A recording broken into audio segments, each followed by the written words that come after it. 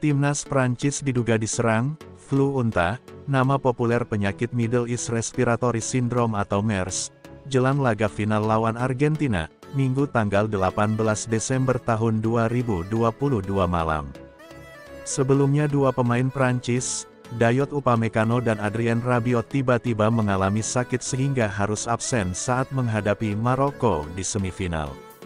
Saat ini jumlah pemain yang terinfeksi menjadi 5 orang, dua pemain baru yang terpapar adalah Raphael Varane dan Ibrahima Konate. Raphael Varane dan Ibrahima Konate jatuh sakit pada Jumat pagi, keduanya menjadi starter di semifinal melawan Maroko, dan sedang berjuang untuk fit sepenuhnya untuk pertandingan di hari Minggu. Media Prancis melaporkan Konate sedang tidak enak badan dan absen dari latihan hari Jumat, sementara kondisi Varane disebut stabil dan mulai membaik.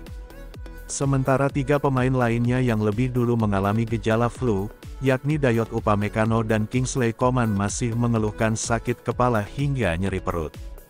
Mereka meyakinkan bahwa timnas Prancis berusaha melakukan segala protokol kesehatan dan perawatan terbaik agar virus tidak terus menyebar. 5 pemain yang terpapar virus menjalani isolasi dan seluruh anggota timnas terus mengenakan masker. Diduga, paparan AC yang terus-menerus dan perubahan suhu di lingkungan Qatar, menyebabkan penyebaran flu unta lebih mudah terjadi. Beberapa gejala yang ditimbulkan meliputi demam, batuk, diare, dan muntah-muntah. Flu unta atau Middle East Respiratory Syndrome atau MERS merupakan penyakit yang menyerang sistem pernafasan. Flu unta berasal dari virus COVID yang menyebabkan demam dan flu. Flu ini pertama kali diidentifikasi di Arab Saudi pada 2012 lalu. Sesuai dengan namanya, virus ini menyebar melalui kontak dekat dengan unta. Virus ini juga bisa menyebar dari orang ke orang. Gejala yang ditimbulkan mulai sedang hingga berat.